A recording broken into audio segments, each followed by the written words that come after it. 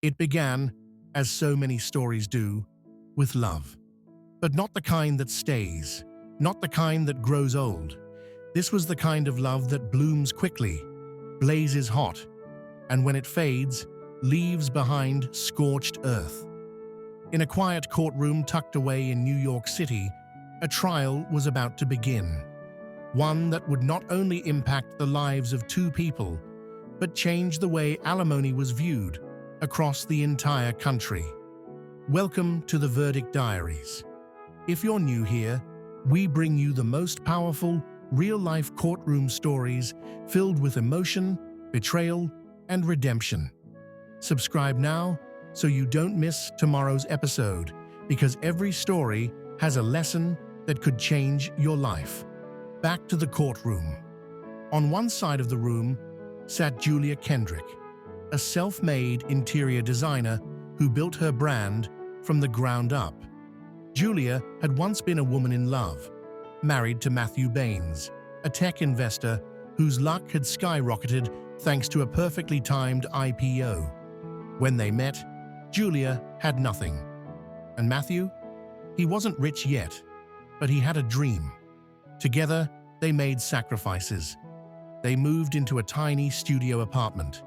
Julia worked nights. Matthew coded during the day. She supported his dream, paid the bills, and when his app exploded in value, they both believed they'd made it, together. But then came the drift. The money changed everything. Dinners became business meetings. Vacations became solo trips. And then came the ultimate betrayal, a hidden affair. Julia filed for divorce, not just broken-hearted, but stunned when she found out what was next. Matthew wanted to give her nothing. No support, no alimony, just silence and a brutal clause buried in their prenup that claimed any money made after the first 5 years would be considered his alone. But Julia had a secret weapon: evidence, records, emails, proof that even when the business took off, she was involved, writing press releases, staging investor meetings, managing the home so he could work 16-hour days. Her lawyer, Michelle Hart, was a storm in heels. Known for her fierce arguments and strategic mind, Michelle believed this case could set a precedent, and she was ready to take it all the way.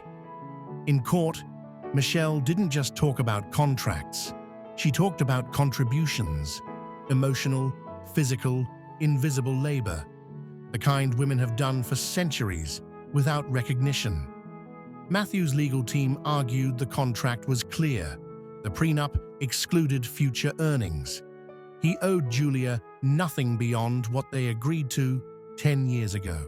But Michelle fired back.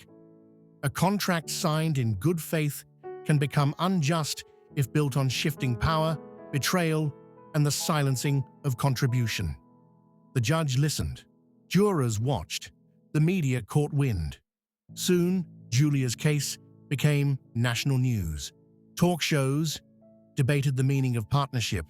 Legal podcasts broke down the case clause by clause. Feminist scholars weighed in. Even financial blogs covered how invisible labor should be valued. For Julia, though, it wasn't about fame. It was about truth. She wasn't seeking revenge. She wanted fairness. In a powerful cross-examination, Michelle showed how Julia had signed that prenup under different circumstances, when they were broke, equal, hopeful, not when one held all the cards. And Matthew, under pressure, made a mistake. He admitted, on the record, that Julia's early support had made his success possible. That one sentence changed everything. The judge recessed. The world waited. And in the next part of this story, you'll see how a single sentence, spoken in a moment of weakness, became the catalyst for rewriting the rules of alimony forever. The second day of the trial began with a palpable shift in energy. The courtroom, now even more packed than before, had become a media circus. Reporters lined the halls, cameras waited outside the courthouse, and the case had captured national attention. What was once a private matter between two individuals had evolved into a landmark legal battle that would influence spousal support laws across the country. Lena sat next to her attorney, Claire Matthews, reviewing a stack of financial documents. Across the room, Aaron looked confident, perhaps too confident, his high-profile legal team whispering quietly among themselves. Claire stood and called the next expert witness to the stand, forensic accountant Samuel Price. Calm, methodical, and with a stack of exhibits in hand, Samuel was about to shed light on the deeper financial structure behind Aaron's wealth. What followed was a revelation. "Mr. Price," Claire began, "can you tell the court what you found in your investigation?" Samuel adjusted his glasses and replied, "Certainly. Over the course of my investigation, I discovered a series of shell companies owned indirectly by Mr. Carter. These entities were used to redirect income and obscure the total net worth. While Mr. Carter reported a personal income of approximately $700,000 annually, our findings suggest his actual income, when all accounts are included, exceeds $5 million per year." Gasps echoed through the courtroom. Lena closed her eyes, taking a deep breath. She had suspected Aaron was hiding assets, but hearing it laid out in court made the betrayal cut deeper. Aaron's attorney objected, challenging the validity of the accounting. But Claire anticipated this and presented a trail of signed documents and offshore banking records. The judge, clearly intrigued, allowed the testimony to stand. Outside, social media exploded. Alimony reform now began trending. People debated fiercely. Should high earners be allowed to hide behind complex structures to avoid equitable support? Was the system failing those who sacrificed their careers for marriage? As Lena left the courtroom that day, reporters swarmed her. "Lena, how do you feel about the revelations in court today?" She paused, composed, and replied, "I didn't want this fight. I believed in our marriage, but I also believe in truth and fairness. That's why I'm here." That night, Aaron's public relations team released a statement denying the allegations and accusing Lena of trying to tarnish his image for financial gain. But the evidence was mounting, and public sympathy was shifting. Meanwhile, in a quiet meeting room, Claire and Lena strategized their next move. "We have momentum," Claire said. "Tomorrow, we bring in your vocational expert. We prove that you sacrificed a promising career to support your husband and raise your family. That's the cornerstone of our case." The next morning, Dr. Helen Strauss, a career and labor market analyst, took the stand. She outlined Lena's past career trajectory, the earning potential she gave up, and the current difficulty of re-entering the workforce after a long absence. Had she continued her career, Dr. Strauss explained, Lena could reasonably have earned over $200,000 annually as a corporate marketing director. Her contributions to the household, though not financially measured, supported Mr. Carter's rise and allowed him the freedom to expand his enterprises. The judge leaned forward. This wasn't just about dollars and cents. This was about fairness, acknowledgement, and the reality of modern marriages where one partner often steps back to let the other step forward. Aaron's team tried to discredit Dr. Strauss, but her credentials were impeccable and her analysis airtight. The courtroom felt the weight of her words. By the end of the day, the media's tone had shifted. News anchors called the case a turning point. Commentators argued that the outdated view of alimony, where it was seen as a handout, was being rightfully challenged. That evening, Lena walked through a city park with Claire. "What happens if we lose?" Lena asked. Claire replied, Even if the court doesn't award what's fair, you've already made a difference. You've shown women everywhere that they can stand up and demand justice. But we're not here to lose. As day 2 closed, one thing was clear. This case wasn't just about Lena and Aaron anymore. It was about redefining what justice looked like in modern relationships. And the battle had only just begun. The weeks following the judge's shocking ruling were filled with public outcry and intense legal debate.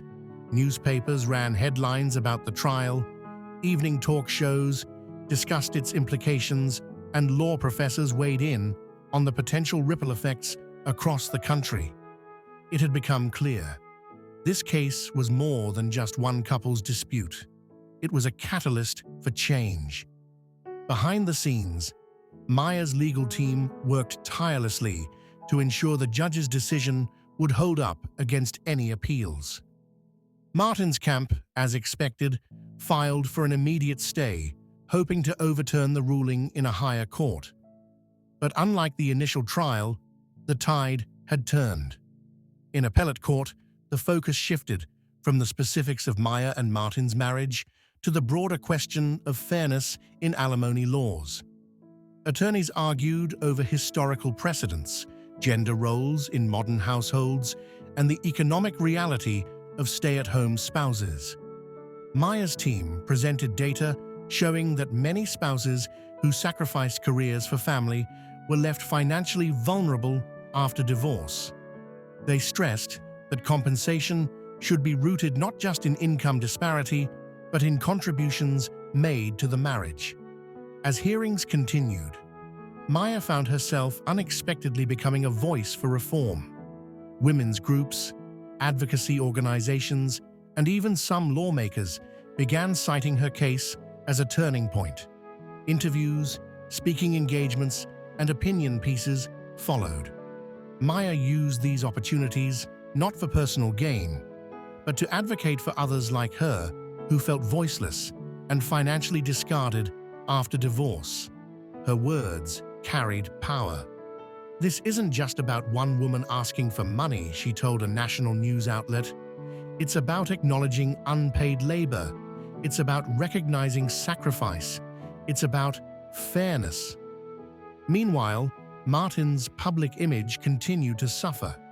As financial analysts dug into his history, patterns of financial secrecy and manipulation came to light. Public sentiment, once divided, now leaned heavily in Maya's favor. She was no longer just the ex-wife. She was a symbol of justice. The appellate court eventually upheld the lower court's ruling.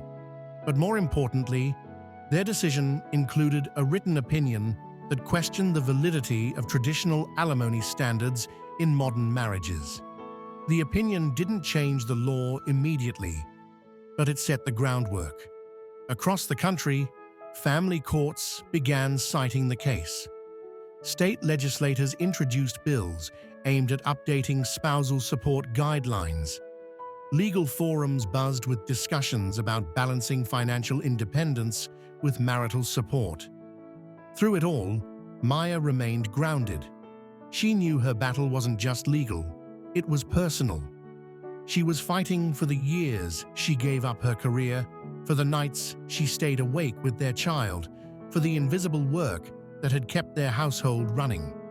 Her daughter, now old enough to understand, watched her mother with pride. Maya had turned pain into purpose, using her experience to ignite change, and Martin, after exhausting legal avenues, eventually conceded. He gave a carefully worded public statement, accepting the court's ruling, but it rang hollow. His influence in the business community diminished. Investors saw him as a liability, and he stepped down from his firm's board quietly. In one final twist, Maya was invited to testify before a congressional subcommittee on family law reform. Standing before the panel, she shared her journey, her tears, and her triumphs. Her testimony was raw, eloquent, and unforgettable. "Marriage is a partnership," she concluded, "and when that partnership ends, Justice should account for all that was given, not just what was earned. The room was silent. Then applause, and with that, Maya's legacy was sealed, not as a victim, but as a catalyst for progress. If you've been moved by Maya's fight and the powerful message it sends, please make sure to subscribe to the Verdict Diaries. Every day, we bring you stories that challenge, inspire, and expose the truths that lie behind the headlines. Stay with us for the final part of this incredible journey. The courtroom grew silent as the final witnesses were dismissed. The atmosphere was charged with anticipation. Spectators leaned forward in their seats, reporters readied their pens, and both legal teams braced for the conclusion of what had become the most talked-about alimony case in the country. Outside, the public was divided. Talk shows, podcasts, and social media platforms buzzed with debate. Some argued that the traditional system of spousal support needed to evolve. Others feared that a change in precedent would harm vulnerable spouses who truly needed financial aid after divorce. Back inside, the judge prepared to deliver a ruling that would send shockwaves through the legal world. But before the gavel fell, the attorneys made their final statements. Rachel, with clarity and conviction, addressed the court.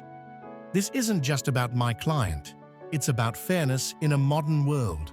It's about ensuring that alimony serves justice, not perpetuates imbalance." The opposing attorney pushed back.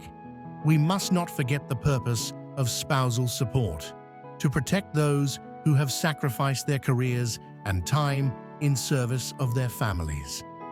Then came the decision. The judge stood firm and eloquent. The court acknowledges the significant contributions made by both spouses. However, we can no longer ignore the shift in societal roles and financial independence. It is time for the law to reflect those changes. He continued, "Alimony must be evaluated with a lens of equality, not assumption. It must consider effort, accountability, and the true need for support, not entitlement. In this case, ongoing permanent alimony is not justified. A limited rehabilitative period will be granted instead, aimed at supporting the transition, not dependency."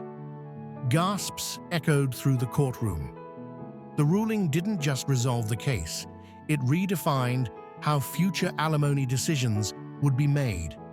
Legal scholars quickly called it a turning point. Panels were formed, articles were published, and law schools updated their curriculum. Judges across the country began re-examining similar cases. The precedent was set. For those directly involved, the aftermath was just as significant. Rachel became a leading voice in the movement for alimony reform. She toured nationally, advocating for balance in post-divorce support. Her arguments, once controversial, now formed the basis of updated legal frameworks. Her client, once unsure of the battle ahead, regained confidence, freedom, and financial clarity. They rebuilt their life, not as someone who owed endlessly for a past marriage, but as a person who contributed fairly and was ready to move forward. And for the legal community, the case became known simply as the trial that rewrote the rules. It marked the end of outdated assumptions and the beginning of a system rooted in modern realities. As we close this powerful chapter, we invite you to reflect. What does fairness look like in today's world? When tradition and progress collide, where should justice stand? If this story moved you, informed you, or challenged your thinking, be sure to subscribe to the Verdict Diaries. We bring you daily true courtroom stories that change lives, shift perspectives, and uncover the deepest truths behind the headlines. Thank you for watching.